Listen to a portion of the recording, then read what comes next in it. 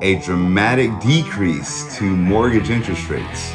But what does that really mean to you? This is the weekly report on Major Money Matters.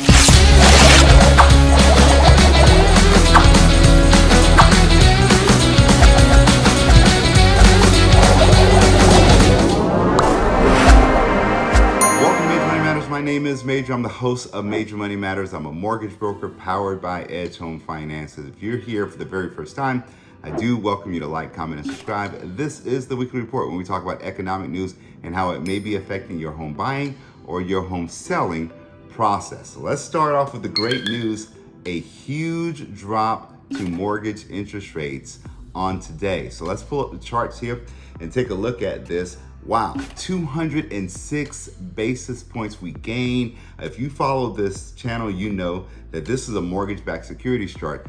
As this chart trends down, interest rates are going up. As this chart trends up, interest rates are going down. And look at that huge green candlestick on the right side of the chart there. That is absolutely amazing. That's what we got today.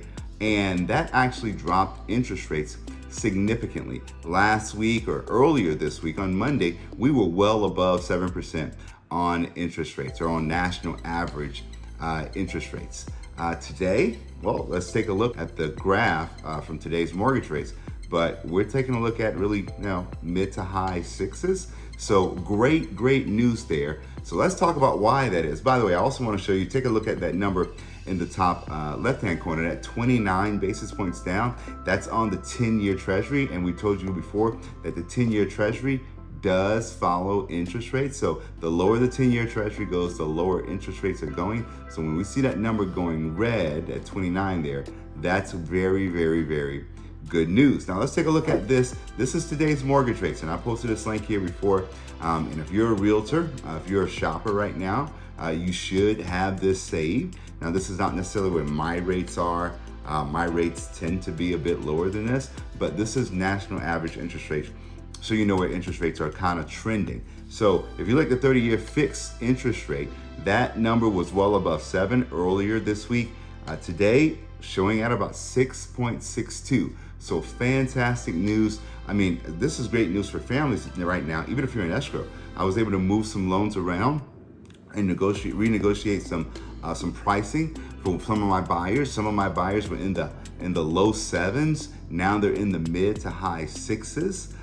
Or for that interest rate that they may have been comfortable at, they're actually getting a significant credit for that interest rate. So this is absolutely amazing news. And let's talk about why this happened. Okay, here's the big news. CPI numbers, the Consumer Price Index, came out this morning.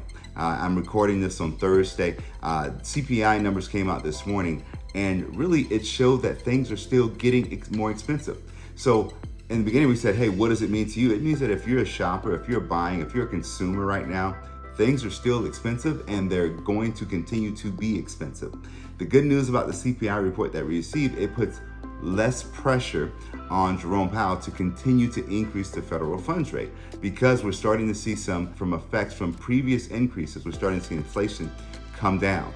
Now, the CPI numbers told us that we were expecting these numbers to come in at about 6.6. When you strip out food and energy, what we call the core PCE, we were expecting that to come in at 6.6. It actually came in at 6.3. So that was below expectation. It showed that inflation is cooling. Not that it's not still a threat to our economy and a threat to us, but it is cooling. Similar to the way that you see the housing market cooling. That doesn't mean that you're seeing dramatic drops in prices. You're just seeing a cooling off of the market. And that's what's happening really right now with inflation. So that news came out, which was good news, because we know that the greatest threat to mortgage interest rates is actually inflation. So if you see inflation starts to come down, you're going to see mortgage rates start to come down also. Also, jobless claims came out, and jobless claims are starting to tick up. So jobless claims increase by 225,000. So that's a slight increase. So we're seeing more people report, or first time report, that they don't have a job. And that's actually indicative, or a indication of a coming recession. So that's kind of concerning right now for our economy, But for the bond market and for mortgage rates, that's good news. So those two pieces of news came out this week. Also, I want to share this with you. All right, we are seeing a huge amount of people putting more and more stuff on credit cards. And I saw this story right here from Newsweek this week. We're trending towards $1 trillion of credit card debt. And this is kind of concerning because even as I'm doing pre-approvals with people, the amount of credit card debt that I'm starting to see is really, really concerning. So my advice to you is this: monitor your debt, monitor your spending. The price of things is increasing. So you're starting to see the people pass off or try to pretend like inflation is not an issue, and they just put groceries and the extra costs and stuff of gasoline and stuff like that on credit cards.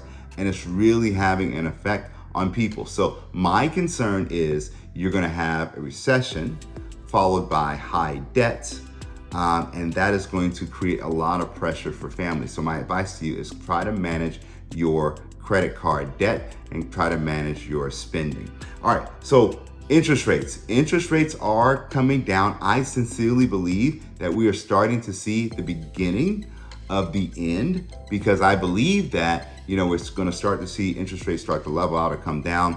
Are we going to come down to the 3s or the 4s? Don't think we're going to get there.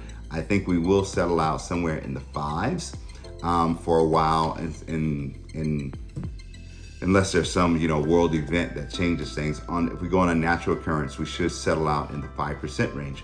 But that's good news. Now, I close by saying this: around Q2 or Q3 of 2023, you're gonna see the incentives that you're seeing right now that sellers are giving, and you're gonna start seeing the 2-1 buy down not be a thing anymore. All right, so my advice is to get into a home now and then refinance that house when rates drop, because the incentives that you're getting right now for sellers, they are not gonna be around in like Q2 or Q3, because you're gonna have buyers back in the game. People are going to be very comfortable with those interest rates because they're going to be thinking, well, 5% is not 7%. So they're going to be very comfortable with those rates, and you're going to start getting multiple offers on a home. And the most prevalent response that you're going to hear in Q2 or Q3 of next year is, I wish I bought a home back in the end of 2022 or the beginning of 2023. So that's what I believe is going to happen next. But I think we're on the back end of the inflation drama, and we're trending in the right direction. So it's very, very good news. If you're a buyer looking to get into the housing market, contact us if you have any questions. See you next time, and see you next week on the Weekly Report.